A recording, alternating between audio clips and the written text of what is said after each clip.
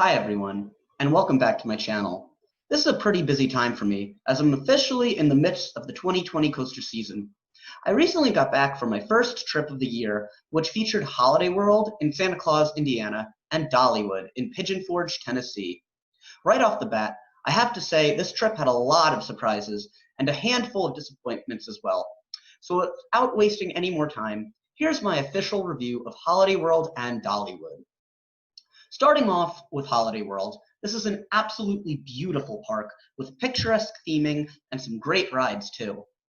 You can tell that Holiday World really puts in a lot of effort into making sure to provide an immersive experience for everyone. What's particularly neat about this park is that they incorporate theming for a different holiday for each area of the park. For example, one area will be themed to Christmas, another will be themed to Halloween, another to Thanksgiving, and so on. This is a really cool detail that helps set the mood for each section of Holiday World. Not only is this the perfect idea for a theme, but they are particularly effective in pulling it off. They even theme their rides to each holiday. For example, the roller coaster in the Thanksgiving section is called the Voyage, themed after the Pilgrim's 1607 voyage to Jamestown. One of the roller coasters in the Halloween section is called the Raven, themed after Edgar Allan Poe's poem, and the other is called The Legend, themed after the legend of Sleepy Hollow. For the coaster experiences themselves, this is a bit of a mixed bag. On one hand, they have what is considered by many as the world's best wooden coaster, as well as a top-notch B&M wing coaster. On the other hand, their quantity and variety are both sorely lacking. They have just 4 coasters total, and 3 of them are wooden. So if you don't like wooden coasters, you probably won't enjoy Holiday World all too much. For my personal opinion, I absolutely loved Voyage, and there's a good chance it'll make my overall top 10 this year. I also thought Thunderbird was a powerful B&M wing coaster, and my favorite of the 3 that I've ridden.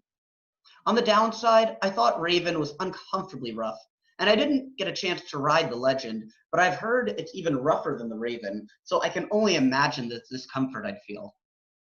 Overall, this is not the greatest coaster lineup, but Voyage and Thunderbird are good enough to make the trip at least somewhat worth it.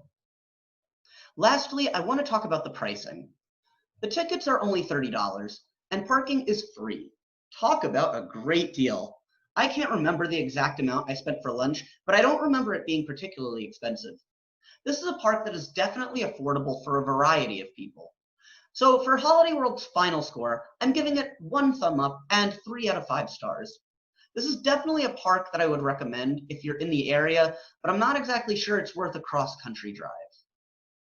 Next, I want to talk about Dollywood.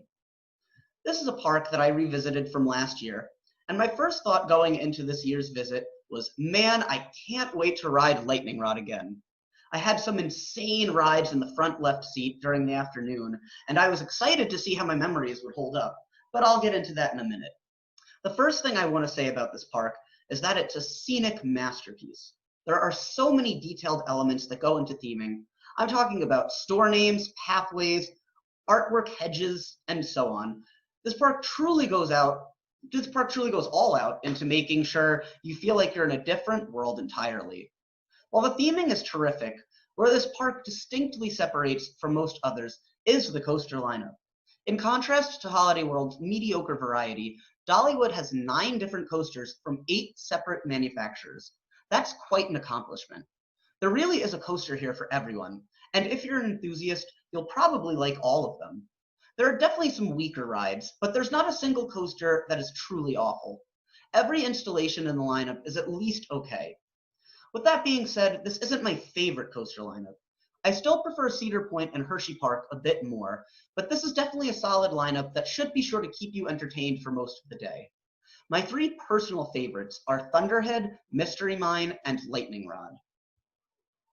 Thunderhead is a great GCI Woody that gives great laterals and some decent airtime. Mystery Mine is a criminally underrated coaster in my opinion. It packs a strong punch with its 2 insanely steep drops, one beyond vertical, and a pretty decent layout throughout the ride. I will agree it's pretty rough, so I can understand why most enthusiasts knock it. I still think it's vastly superior to Tennessee Tornado, which I still cannot comprehend the hype. Lightning Rod is one of the most intense coasters, and that quad down is simply fascinating to experience, especially in the front row. Again, I did not get a chance to ride any flat rides at this park, so I cannot touch upon this aspect of Dollywood. In terms of pricing, Dollywood is a little on the more expensive end. With tax, one-day admission runs up to $90. Parking is only $15, but you may not get a space close to the park. The best option if you choose not to walk is to take the trolley from the Dollywood Resort, for which rooms can be quite costly. The food, however, is pretty reasonably priced, and it's absolutely delicious. So for Dollywood's final score, I'm going to give it 2 thumbs up and 4.25 out of 5 stars. Guys, this is not a perfect park, but it is definitely in the upper tier of parks I've visited. It's a fun experience for basically all ages, and I definitely recommend a cross-country drive to find out for yourselves. All right, that's going to do it for this review. I hope you all enjoyed listening to my thoughts on Holiday World and Dollywood. If you like this video, please feel free to like, comment, subscribe. And before I sign off, I want to make an announcement that I am going to be officially changing my YouTube name from my real name I'm going to be switching over to a channel that I'm going to be called Skyrush Warrior, because I absolutely love Skyrush, and if you saw my last video on Hershey Park's opening day, I got an even better taste of Skyrush than I had before, which I didn't even think was possible.